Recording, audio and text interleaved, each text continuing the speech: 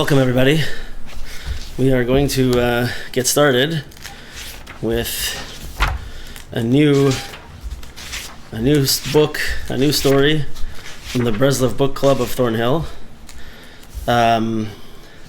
Everybody should remember to check out our YouTube channel and connect over there to be able to see the shiurim from the past and what we do ongoing. And Emuna Hashem will continue to learn some deep and awesome Torah together. So we finished 2 weeks ago, I guess. We finished finally the story of our lives, which was based on the book, the story by Rabbi Nachman called The Lost Princess. And it was a very, very special experience for those of us who persevered through the whole thing. It was mamash amazing and very, for me, life-changing. And I see that as I'm working through this new story, the Chochom and Tam, it's mamash life-changing information, life-changing ideas. It's going to be very special. However, it's going to be quite different. We were very blessed to have the book that Rabbi Klein wrote, where everything was laid out for us. All the research was done and everything was very clear. There's a lot of amazing Torah out there on this story that we're about to learn. I have some svarim from Rabbi Nissen David Kivak. I have some other older commentaries on the Breslov stories that bring beautiful, beautiful ideas. And there's other shiurim from also a sefer from Rabbi Avram Tzvi Kluger that has a whole section on this concept. There's a lot to bring, a lot of awesome stuff that we're going to get to, but we're going to have to figure it out as we go, because it's not all laid out like it was the last time. But Emuna Hashem, it'll go well. In addition to that, we have this book written by Rabbi Arush, Rabbi Shalom Arush, called The Garden of Emuna. This is going to be our guidebook through this story, because it's English and Hebrew. I don't know if it has Hebrew actually. I think it's just English, this version, but there's a Hebrew version. And it goes through the book in a way that we can read it and we can be on the same page literally together. And as I'm going through this book, I see, he's really it brings such amazing ideas. So we're going to have the beautiful Torah of Rav Arush. We're going to have the Torah of Rabbi Kivak, from Rabbi Moshe Weinberger, from Rabbi Avram Tzvi Kluger, and from the Ribnzei Maisias, the old commentaries. We're going to do what we can to understand deep ideas in this story. The story itself is a little longer than the story of the Lost Princess, so I think we will not start by reading through the entire story, like here, right now, like we did in the last time. I think we'll take it step by step. As we go through, we'll read the story. If you have the book, it's kedai, it's a good idea to read through the whole story at the beginning. It's, Lori, it's the Garden of Wisdom, not the Garden of Emuna, a different one. See? Yeah. Okay. So, yeah. But we're gonna hold on and we're gonna go step by step. So today's chabura will be, I think we'll do the same format that we did in the past, where I'll give over somewhat of a shiur for the first part of the class, and we'll try to hold our questions if we can till the end. But I would appreciate, some more discussion and comments and questions at the end. We always have some people who like to discuss, but let's try and at the end, let's try to have some. Please bring up some points, bring up some discussion points, and I want to hear from you guys as well, not just to be a place for me to talk. Yeah. And so this year we're going to start at the beginning, and there's going to be a lot of introduction and a lot of discussion about what we're really talking about. So let's just start with the title. So in the books, in the Hebrew books, it says it's a Maisa Chochom and Tam. It's the story of the Chochom and the Tam. So much of our discussion throughout the entire Sefer is going to be to understand what these two things mean. What are the characteristics of these two types of people? And how do we take this understanding that Rabbi Nachman is giving us and use it as a way to improve our own lives, to improve our connection to the Kadosh Baruch Hu, to give ourselves happiness, right? By understanding these two things. This is why Rabbi Nachman is telling us this. He's giving us over the story for this reason. So Chochom and Tam. Chochom is a word that means a wise person. A wise person. And Tam is a word that means a simple person.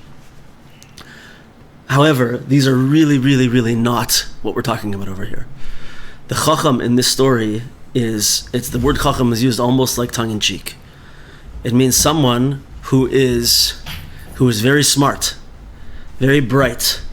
Their mind works quickly and they can understand things, right? But when we say a person is wise, we don't usually mean that they're the most brilliant person out there. We mean that they have some type of like sage wisdom that they've developed through life experiences, and this person can give advice and can, right? Wisdom usually means, when someone's wise, it usually means something like this. That the Chochom in this story is like the opposite of that. Someone who's very bright and can understand things and can pick things up quickly, and Ramesh is a smart, quick, bright person, but really lacking that type of wisdom that we really appreciate of a sage, wise person. So one of the things I was thinking that's going to be difficult is we're not going to translate this term much more. We're going to keep talking about what it really means, but we're just going to keep calling him the Chochom and the Tam, okay? Because we can't keep using some kind of tongue-in-cheek English word over and over again in the story. He's the Chochom, okay? But we know he's not. Doesn't have real chachma, okay? And Tam means a simple person. Tam, it could be used in the way to say that a person is kind of dumb, right? The Tam in this story is someone who doesn't have the intellectual prowess of the chacham. It's true. He doesn't have that power. He's not so quick. He doesn't pick things up as quickly, but he's not stupid. He's not what's called a tipesh. We're gonna see over here. He's not as quick, but he has some qualities that give him happiness, that give him success, and give him the ability to live life towards fulfilling his ultimate purpose. And you see throughout the story, the Tam continues to become happier, more successful, and even in the end becomes someone with a powerful intellect. Because of his vision from the beginning, because of the way he is, because of who he is, because of his pathway of tamimus, which we're going to have to keep defining and understanding, he's able to grow up in this way. And the Chacham is the opposite. He descends lower and lower and lower and farther and farther, right? Okay, so we're going to start at the beginning here. And when I say the beginning, we're going to go in this book to page 53, which is the beginning of chapter 1.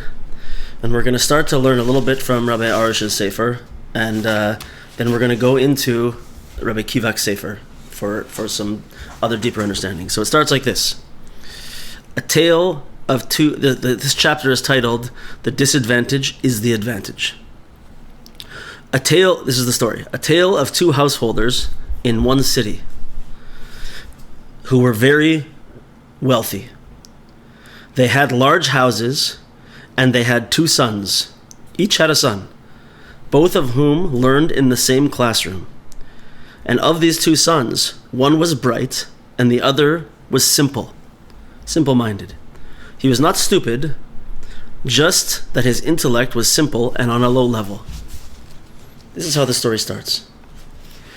A little farther, and these 2 sons loved each other very much.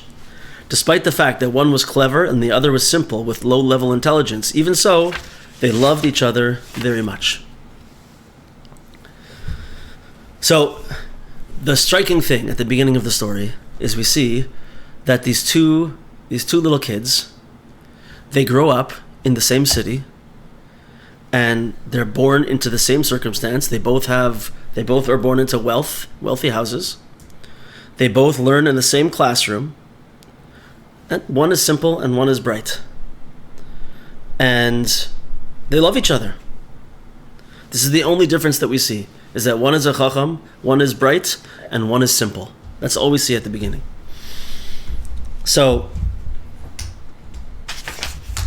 one of the things over here that we're seeing at the beginning is that we see that they really both had the same opportunities. We're not going to say that this person who's the Chacham, who's going to continue to descend and continue to revel in his own brightness and go through all these paths throughout the world, it wasn't destined to be like that. He didn't have to be like that. He was born into the same circumstances. And even in the beginning of his life, he loved his simple friend. He had a good heart and was in a good place. So he says over here on page 54, the purpose of Reb Nachman's tale is to teach us that success doesn't depend on someone's talents, intelligence, strength, riches, or anything else. Success depends on a person's simple and innocent faith, which leads to truly a good life. Like Rabbi Arush's derech always is, he's pointing out to us that everything comes down to Emuna. And we're going to see how Rabbi Arush's view of Emuna is channeled through a particular lens into this story. So someone who has Emuna and is able to live a life is going to teach us how to live a life of simplicity, to be happy, to be successful, to work towards what our purpose is, without falling into the traps of intellect, sophistication, right? This is what we're going to see. So let's see what Rabbi Arush says about the relationship between these two. He says on page 55, despite the clever boy's quick mind, he had not yet attained the character trait of arrogance. Since he did not feel superior to the simple one, they could be close friends. So Rabbi Arush is taking it this way. He's saying, you know what, this guy, the Chocham, he's going to go off, and he's going to realize his strengths. He's going to become arrogant. And from that arrogance, it's going to take him down the wrong path. It's going to cause him to diverge from this path towards Emuna, towards purpose. And arrogance is going to sour him in his relationship to his simple friend, which means is going to sour him to the true purpose and path in life. But he's not there yet. Right now, he's a nice young boy who happens to be really smart. He had the roots of a good character, just like the simple one. This is an important point to keep in mind, which helps us avoid the misconception that the clever one had no chance to attain positive character traits. That's not what we're dealing with over here, right? So Rabbi Arush is putting these things on two levels, on two opposing columns. The first difference between these two, which we're gonna keep adding to these columns. I have a whole list of different traits for each one of these people over here. We're going to keep adding to. The first one is, over here on one side we have Emuna, and on the other side we have arrogance. Arrogance. These two things cannot go together. Arrogance means, we're going to see, I figure things out. I decide what I'm going to do. I decide what's best. I decide what's right. And Emuna means I listen to Hashem. I talk to Hashem. I speak to Hashem. I pray to Hashem. And I'm always thinking, not am I deciding if this is the right thing for me? Is this a good thing to do? I'm thinking, is this what Hashem wants from me right now? Is this a good thing for me to do in the eyes of Hashem? Am I following my path? Am I following my purpose? Am I contributing to the world in a meaningful way? These types of thoughts are the thoughts that a Tam has. Once again, Tam's not stupid. Tam is always thinking about what's going on in his life. A Tam is always trying to figure out, am I doing the right thing? Am I on the right path? But just it's coming from a place of is it Ratzon Hashem? Does Hashem want me to be doing this right now or not? As opposed to the Chacham, who is only thinking, have I decided that this is good enough for me right now? Very, very, very big difference. So he says like this. The reason that he titled this chapter, the disadvantage is the advantage, because he says at this stage in their existence, they're happy and they get along well, and we're going to see in Rav Kivak what that means. But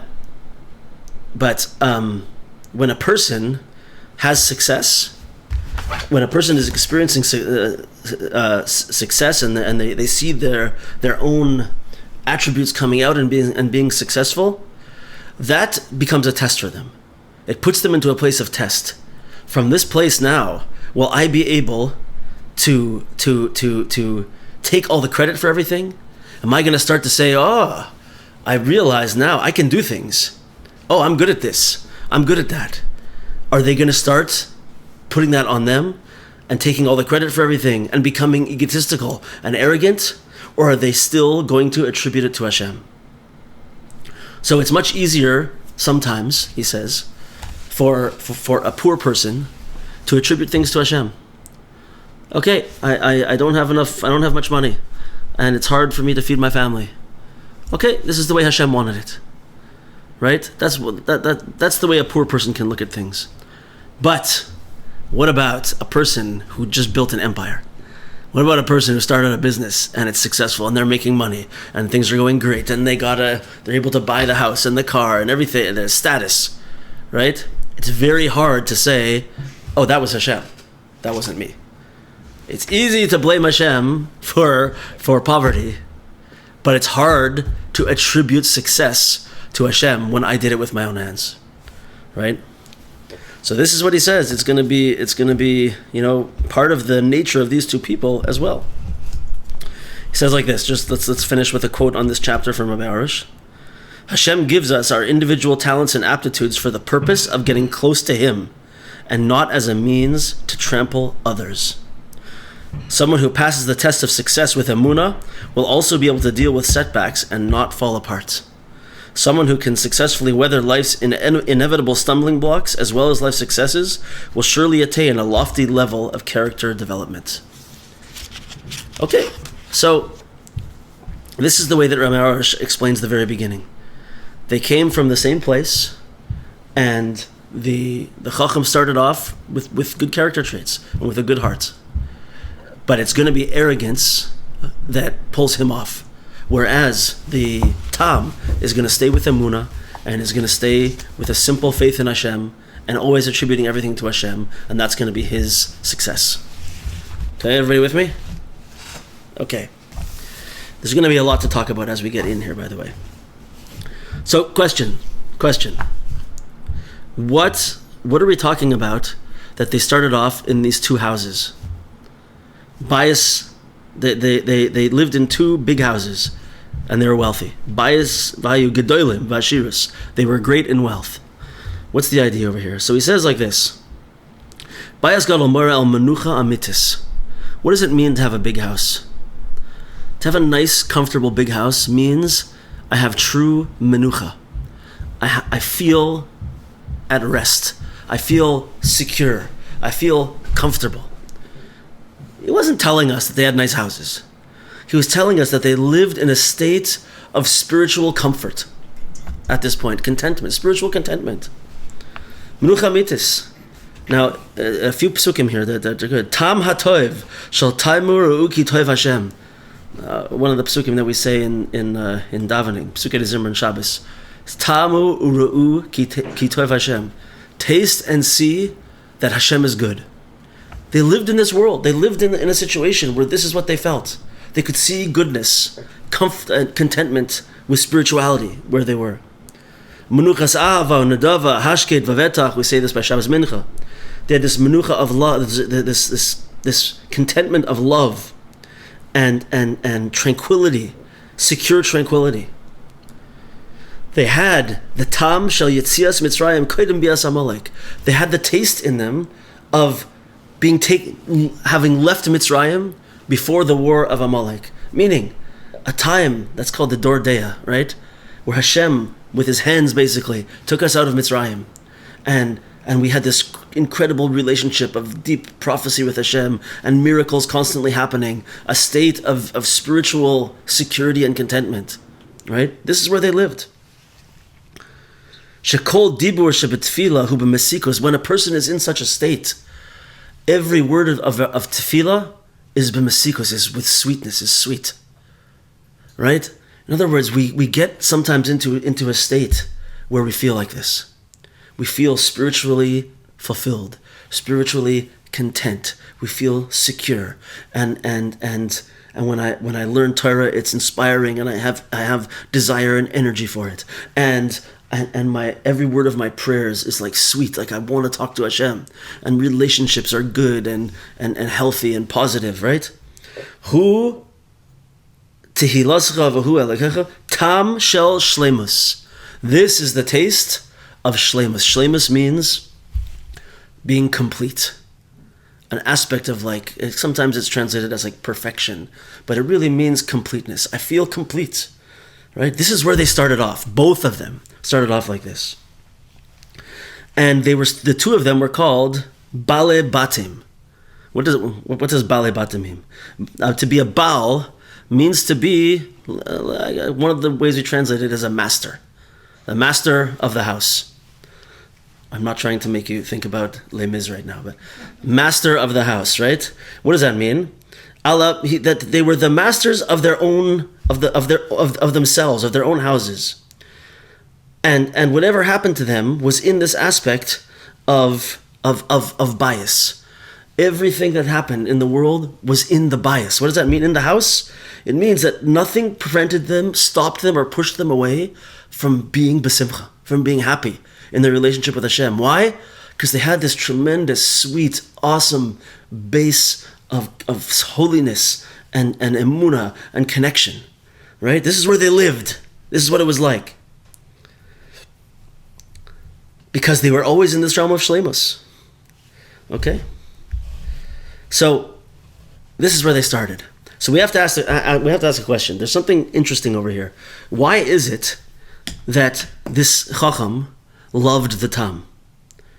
He says it's an inyan pele. It's wondrous. It doesn't really make sense. Why did this? Usually, we have this concept that we say min ohev es minai, right? One type of person likes his type of person, right? And usually, someone who's a smart person, who's a quick person, they may tire of dealing with simple people. I don't want to hang out with I want to be with the upper echelon people, right? So why did this kid, this little Chocham kid, love the Tam kid? Why did he love the simple kid? So, in his words, Shu inyan pele, sheyeled Chocham upikeach yehav es hapashut. They should love the simple. So it's like this, Ella, shekesheyesh menucha reuya ba'ashirus tekedusha. When someone is living in this realm of menucha reuya, of palpable menucha, contentment, with spiritual wealth. Azai holchim ha'havana v'atamimus ke'echad. In such a situation, Havana, understanding, intellect, goes together with tamimus. Tamimus is the living of the Tam. Tamimus, simplicity. Understanding and simplicity go together, hand in hand, when there's spiritual contentment. The Tam realizes that he needs the Bar Havana. Bar Havana means a person of understanding. He doesn't always know, so he can ask the Bar Havana. What is this the right thing to do? Does this make sense? And he can tell him. And more importantly, v'achacham mevin shetzarich tamimus v'yashrus. The Chacham knows in this situation that more than anything, he needs tamimus. He needs simplicity. He needs innocence. He needs that type of connection. And v'yashrus, moral uprightness. He needs just that sweet, innocent simplicity. He wants this. He sees it, and he sees that this is what he needs. So this is why at the beginning of the story, nothing's pulling them off from here. And those things really should work very well together. Rabbi Nachman is not telling us that, look around our chevra over here and whoever we deal with, there's different levels of intellectual capabilities. Some people are quick and bright and smart. Other people are not so much. He's not telling us that you have to be one or the other. He's telling us, and this is important for us to know, that none of us, no single person, is one of these only. No, none of us are just a Chochom or just a Tam. We have these two faculties within us. And really, they're supposed to work together. And when they work together, things are amazing. This is where the story starts, in this amazing, amazing place. So this is why, in the beginning of the story, it says like this. Even when Hashem creates someone very wise, that person is still going to have an aspect and a point of tamimus, of simplicity and sweetness in their soul. And so too with the Tam. He's also going to have this aspect of being a person of understanding. Right? This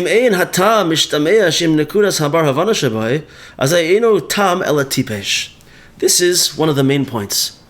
If the Tam, the simple person, doesn't use his ability to think and to understand and is just a person who doesn't think at all, then they're what's called a tipesh. That's called a stupid person. And that's not what we're talking about over here. We're talking about someone who has limited understanding, but they use it for a purpose. And Rabbi Nachman tells us over here, he tells us this is not who he was. Rather, Tam v'pashat. Okay? So, what's the difference? What's the difference between the two? What's the difference between this guy that we want to be, that's called the Tam, Tamimus, and the guy that we don't want to be, the Tipesh, Tipshus? What's the difference? What's the difference between a simple person and a stupid person? What's the difference? So he says, Ki yesh chiluk emes ben tam l'shoita. There's a major difference between a Tam and a Shoita, a simple person and a stupid person. Tipesh liboy atum ve'eno cheshev klal. His heart is like blocked up, kind of, I guess. And he does not think at all. He's not thinking. Meaning, like, this is the person who just wanders through the world, and they do whatever comes in front of them. They don't think about, is this good, is this bad? They don't think about, am I doing good? Am I contributing? Am I building relationships? They don't think about anything. They don't have a quick mind, but even what they have, they don't use to think about what they're doing in the world. They just go through the world without thinking. And I hate to say it, I'm sure you'll all understand what I'm saying over here, but many of us live this aspect throughout portions of our life in a very, unfortunately, powerful way. Right? You know this thing that I talk about a lot, about being a robot? Just walking around the world and just not thinking about what am I doing today? Am I thinking about my mission? Am I thinking about my purpose? Am I thinking about Hashem and fixing the world and being a partner with Hashem? Or am I just plugged into the rat race, the craziness that is this world? If I am going through my life and not thinking about what I'm doing, he's telling us right here, I'm not saying it, he's saying it, I'm a tipesh. I'm being stupid. Right? And it's the worst thing that we can do. Achatam. What does a simple person do? Choshev bechol davar she'oseh. He's thinking about everything that he's doing. Ma yeh li mizeh. What's going to be for me with this? Im yitzmach mizeh toiva mutav. Im lav lav. If it's going to do something good, I'm going to do it. And if not, not. Rak bli. Another important point. Bli leitzanos. Without jokingness, without clowning around, right? He's not making a joke. He's just seriously going around and looking, is this good for me or not? In chapter 2, which we're going to probably get to a little bit today also, one of the next things that Rav Arush says is the main tool of the Tam is tefillah, is prayer. And especially what Rabbi Brody translates from Rav Arush as personal prayer, hispoidedus, talking things through with Hashem. The Tam it always, another aspect of these two is that the Tam is an internal person, and the Chochom is an external person. The Chochom is looking around. What I need to do this. I need to. What's next? What else can I? It's never looking inward at who I am. What am I doing here? What are my talents? Doesn't have communication with Hashem. The person, Sandra, what do I say as a person of Emuna all the time? The person who has calm confidence. Why does a person of Emuna have calm confidence? Because they daily are attached to HaKadosh Baruch Hu and sorting things out. They're thinking about, what am I doing with my life? What am I doing today? Is this thing that I'm going to do? I already talked to Hashem about it. It's done. It's foregone conclusion. I know what's right and what's wrong. When a question comes up, so I'm able to live in that realm, well thought out, with total simplicity. Is this good for me? Does Hashem want this to happen? Is this part of my purpose or not? If it's good, I'm going to do it. If it's not, I'm not going to do it. But Rabbi, is it that simple? Yes. It's that simple. It really is. So this is what the Tam does. Always connected, always thinking along these lines. So once again, not a tipesh, not someone who doesn't think, right? But someone who thinks in this simplistic way. Is this good for me or not?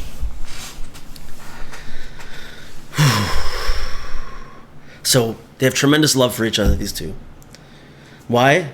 Because when there's ashirus, when there's wealth, that means what? She'etzem ha'yediyah zois she'yodim she'ahavana tevi'enu ela tamimus. What is the spiritual wealth that they lived in? Even the Chacham at that time. He loved the Tam. What is it? What is it that makes these things go together so sweetly in such a special way? Is when the Chacham knows that all thought, all intellect, all understanding is only there to lead me towards tamimus. Is only there to lead me towards tamimus. Simplicity. Once again, simplicity doesn't mean stupid. Simplicity means I know my purpose. I know Emuna.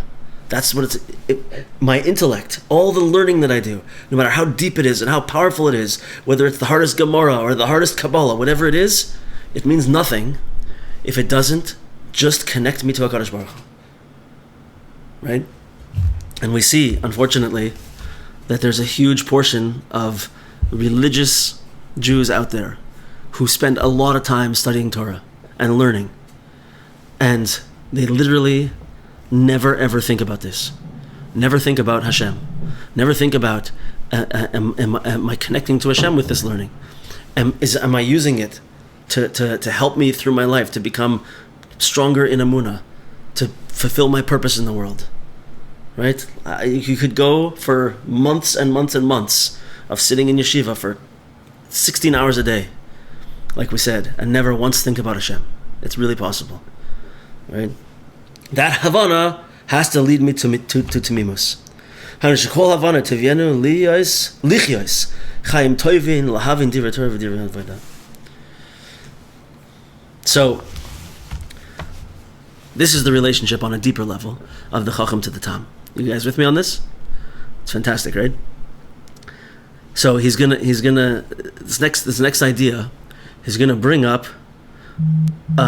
another point that's going to introduce us to a couple of the ideas that distinguish between the Chacham and the Tam. Okay, and he says like this: the evil force of Amalek, right? In the past, in the Lost Princess, we saw that the power of Amalek was, in one sense, to cool us down. Right? Asher korcha baderech. Amalek cools us down. So we also saw that another aspect of Amalek is that the gematria of the word Amalek is the same gematria as the word for doubt, which is suffik. Right? So what does it mean to be a person of doubt? I'm always worried. I don't know what's flying. I don't know what's happening. I don't have the calm confidence of Emuna. I don't have anything figured out. I don't have what Rabbi Nachman calls Yishuv Hadas. Right? I haven't settled myself. So Amalek, Goinev me'adam es shleimus. Amalek steals from a person our shleimus, our completeness. Rak doeg kol yamav al hachesronos. And he causes us to be worrying all the time about what we're lacking. What am I missing? What am I doing wrong? Shehi machala amuka ad mayod.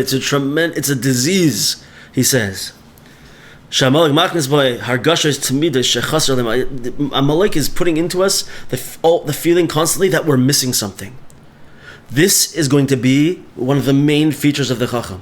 He's never happy where he is.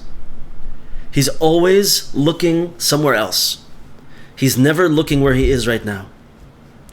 So we're going to see later on in the story, as we get to it, that this idea, one of the characteristics of being a tam, of living with tamimus, is being present, being here right now. And why is it so important and powerful? I feel like we're going to say this over and over again.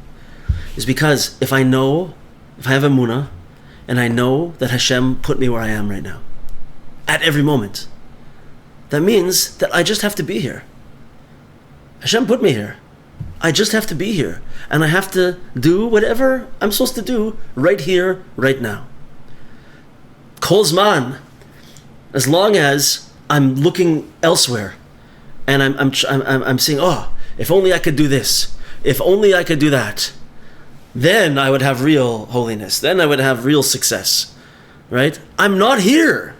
Remember the famous Baal Shem Tov? The makom sha'adam choshev, a place where a person thinks, sham kol ha'adam, wherever my thoughts are, that's my whole existence. And if my thoughts are always somewhere else, I don't exist. I'm not here. My thoughts are over there, and I'm not there. So I'm like in limbo. I'm not actually existing in the world. So presence, being here in the moment, is a holy, holy avodah, because it's me saying, I'm here, Hashem put me here. I have a job to do right now, at every moment. At every moment. So Rav Kivak explains it like this. This can affect us also in the mitzvahs that we do. He says, Shedoyeg im margis Shabbos oloi. A person can be worried. Am I feeling the holiness of Shabbos or not? And if I don't feel the holiness of Shabbos, it must be that I'm doing it wrong, or there's something wrong with me. It's not good what I'm doing. My avodas Hashem, the mitzvahs that I'm doing for Hashem are lacking. It's not good, right? Aval ha'emes hatamima hi shebe'emes achshav Shabbos. You know what the truth is, though? If you're a Jew and it's Shabbos and you don't feel it, but you know what? It's Shabbos. Right now, it's Shabbos. I should just be thankful that Hashem made me. Hashem made Shabbos, and I'm here right now in Shabbos, and I'm keeping Shabbos, and I'm gonna have my 3 meals of Shabbos. Okay, I don't feel it right now. Chas v'sholom, I should allow that to take me out of the place I am right now. Okay, Hashem didn't want me to feel Shabbos today, but it's Shabbos, and thank you, Hashem, for allowing me to keep Shabbos. Okay,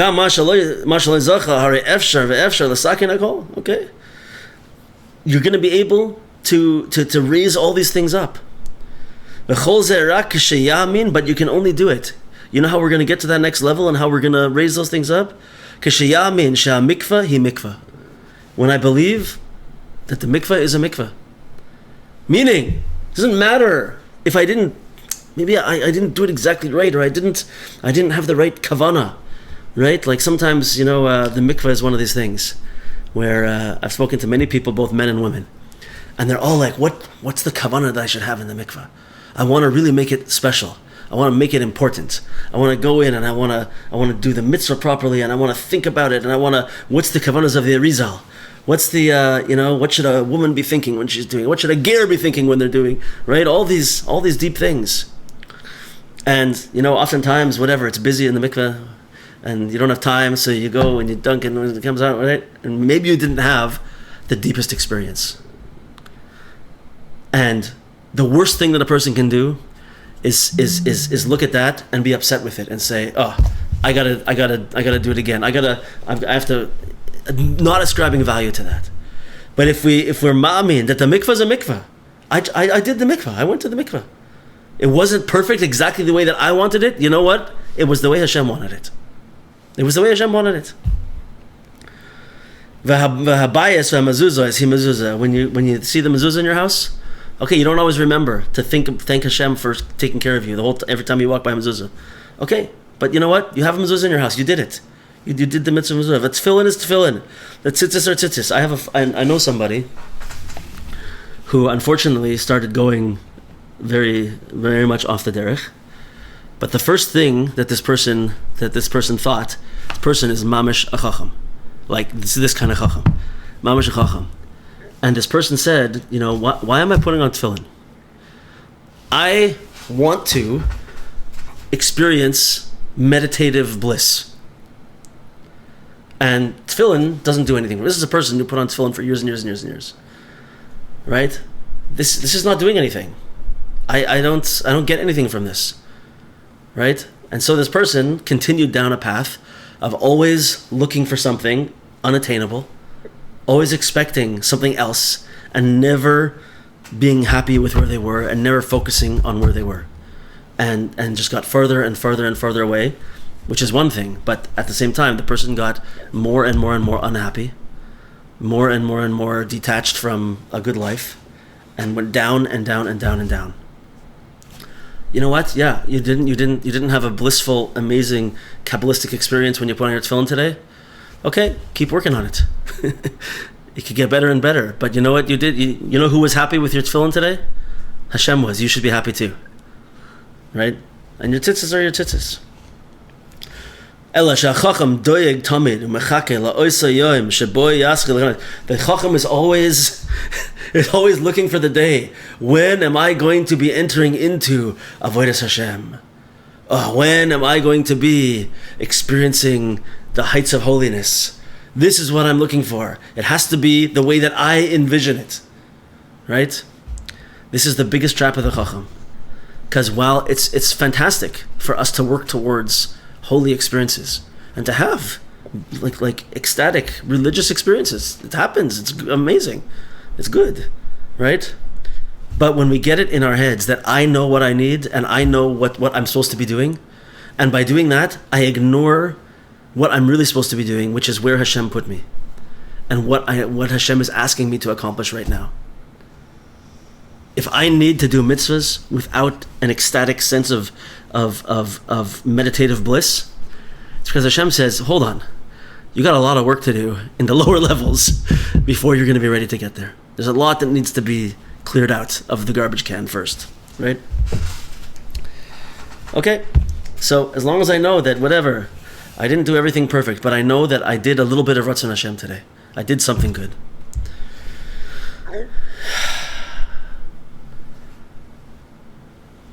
So the Bar Havana, together at the beginning, when things are going good, is as long as the Bar Havana, as long as the person of intellectual prowess knows that my intellect is there only to bring goodness, to bring happiness, to bring Emuna, to bring purpose into the world. That's when things go the way they're supposed to. And that's a little bit of a deeper understanding of where the story starts. Because from there, it's going downhill, big time. It's going to get bad, right? So I think maybe chapter 2 is very long, and that's when we're gonna start to really get into some of the kishkas of this whole idea, and we're gonna start really working on this this chart that's going to explain to us what the Chochom is and what the Tam is, and what those attributes are. We're really going to get into it, and I think maybe, it's 45 minutes today, so let's stop now. This is the introduction. This is the introductory class. If anybody has comments, questions, anything that they want to say, please, let's hear. And we go, yeah, Sandra, what do you got? Okay, so I've read the book a couple of times. Yeah. And he refers to more the clever, which I think is to me that's more appropriate, because clever has such arrogance. So I don't know if the intellect becomes that, or if I'm not quite sure if that's a starting point or if it's an evolution point or de-evolution. I don't know. Right. I'm just curious. Clever is a good word. It has a little bit of a connotation of that kind of swaggery sort of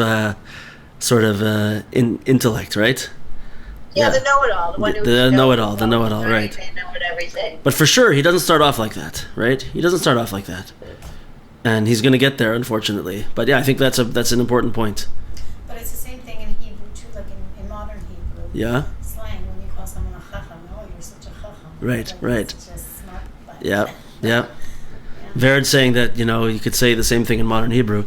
You say, oh, look who's a chacham, meaning like tongue in cheek again, right? Like, we're not saying he's really wise. It's a smart, what, right? Smarty pants. Clever, smarty pants. Right, yeah. That's the word we're looking for. The simple one I'm going through something now, but it's so profound, like that simplicity. And I agree, it's not stupidity. Although I hate to say at times in my life I've been stupid, and I think about it. Yeah. Not to say I'm putting myself down. I just think I just mindless, like just make decisions, impulsive, irrational, like just times in my life, and it comes back to bite you. Like I'm dealing with something now after 2 years, so it's interesting. And so like simplicity is huge. Just huge. Yeah. It's also bringing it back down to basics, right? Like simplicity takes away all the fluff and gets to the core. Oh, that's a good point. Vered's saying that simplicity cuts away the fluff and gets down to the core, right? This is the main thing that Rabbi Arush is really going to focus on, but is that there's an ultimate goal, right? And this is where the Chacham is going to lose it. The ultimate goal is not all of these things. It's not even, we're going to see it next week, he realizes at one point that he's supposed to get married. That's the goal of life, is to get married. And he says, who said that's the goal of life? That's not the goal. The goal is not to be married. We're supposed to get married in order to help us with the goal. And what's the goal? The goal is dveikus b'Hashem, is closeness to Hashem, is coming closer throughout my life, closer and closer to HaKadosh Baruch Hu. That's it. Emuna and kirvas Elokim, dveikus to Hashem. That's what we're looking for. And the Tam always has that at the forefront. And when a person can really live always with that at the forefront, what do? They cut away all the fluff, like Vered said. And now I can focus, and now I can move towards my actual goal, towards not my goal, towards the entire purpose of my existence. Right? And fantastic. Anything else? Anybody else? I think what you were saying before about, we tend to gravitate towards people like us. Yeah. But opposites also do attract. Yeah, for sure. And it has to be a complementary, where there's a balance. Right. We can't always be the smart ones. We can't always be the not smart ones. We have to take a look at both sides. Did you guys hear that? Vered says that opposites attract also. Right? And that in that realm, there has to be a balance. And those opposites have to trade off sometimes. Right? There's also the concept of, like a mashpia and a makabel. You can't always be either of those. You have to know when to be a mashpia, when to be a makabel, And so too over here. This is the main aspect that Rav Kivak said over here, is that we're not. I'm not a tam or a chacham. Completely, we all have both of these aspects within us, and at some times you like just think about yourself for a second. There's certain points, probably recently, that we've all acted in a stupid chacham way, right? We've done something that we went after our eyes. We weren't thinking. We didn't have our eyes on the prize, and we whatever. We're gonna see. There's gonna be so much to talk about here, where there was jealousy and looking at other people, and right. I went the wrong way. I was not being the tam, right? Or like we said, there's so many times when we're just not thinking at all. We're not being too clever, and we're not being tamimistic and living with that simplicity. We're just not thinking at all. That's also not good. We can't be someone who doesn't think, or we are a tipesh. Well, yeah, part of that is when you think you know it all. Yeah. There's no more room to grow. Right. There's always something to learn from someone else. Right. Like you're the smartest person in the right. room. Right. I have another friend who's I heard interestingly, I heard someone say recently that smart people never have to tell you they're smart. That's right. And I there's a number of people in my life that I've been connected with, and these people have gone through journeys, right? And there's certain people who I know these people. They have to constantly say, "See, I'm very smart, and therefore," and then the story begins, right? On the other hand, I have a friend who just recently said, "Yeah, you know what? I'm super smart. I'm just really not wise." Like they're able to recognize this about themselves. Very smart, quick, fast, deep mind, but person admittedly just makes terrible decisions and doesn't work with tamimus. They recognize it, which is a huge step. This is Rabbi Nachman taught us this for this purpose, that we should all look into ourselves and see that sometimes I'm a chacham, sometimes I'm working with my intellect in the negative way, and I'm going after the pleasures of this world and ascribing all greatness to myself, right? And I have to work on that. But sometimes I'm a tam. Sometimes I think about just doing good and living with Emuna and just working towards the ultimate purpose in life of being connected to HaKadosh Baruch Hu and coming ever closer to HaKadosh Baruch Hu. I have both of these in my life. Rabbi Nachman's telling us. We have to learn how to navigate them and to channel them so that, what do we want to do? We want to channel them so that the Chacham loves the Tam. And they live bashirus with total spiritual wealth. Would you say the Chacham is asleep? Like, would you say that he falls asleep like the Viceroy, or it's like completely different? Definitely not completely different. Definitely not. Because just because he's a pikeach, meaning he's a bright person, and his mind is working a lot, right? That doesn't mean he's not asleep, right? Like when Rabbi Nachman says asleep, it means I'm asleep to the concept that Hashem is everything, that Hashem is the world, Hashem runs everything, hashgacha pratis, purpose, and Kabbalistically, that literally Hashem is everywhere and everything. Right? Very good. Thank you, Sandra. Perfect. Ein od milvadai. If I'm asleep, that's what being asleep means. So the guy can be really using his intellect a lot, right? And thinking and making all these terrible decisions based on poor morals and whatnot, but totally asleep. Yeah, Vered. No, but that's the thing. It's about having that awareness, and it's not enough to know something. Knowledge is just data. It's about being able to apply it to make the right decisions. And again, going back to the emotional intelligence, right, which is knowing how to balance between the heart and the mind, right, to make those appropriate decisions. Oh, that's a really interesting thing that Vera just said. Balancing between the heart and the mind. I wonder if, I'll bet you, I'm going to write that down on my chart.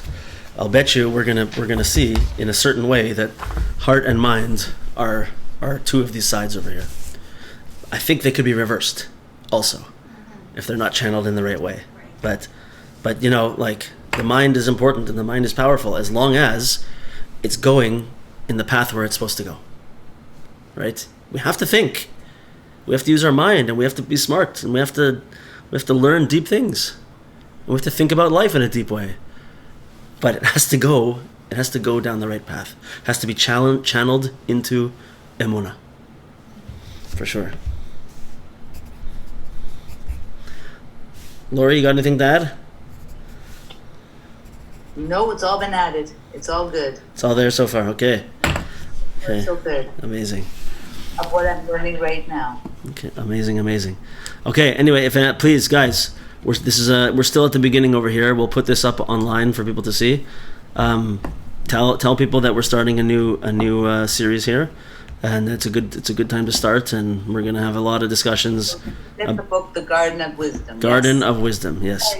I think I have maybe like something like 4 copies left over here. If okay, I went to Miriam's and they didn't have it. I think they have them now. So if they don't, I'll come and. Oh, great. Okay. And Yitzhak Hashem, we'll continue together. Okay, everyone have an awesome week.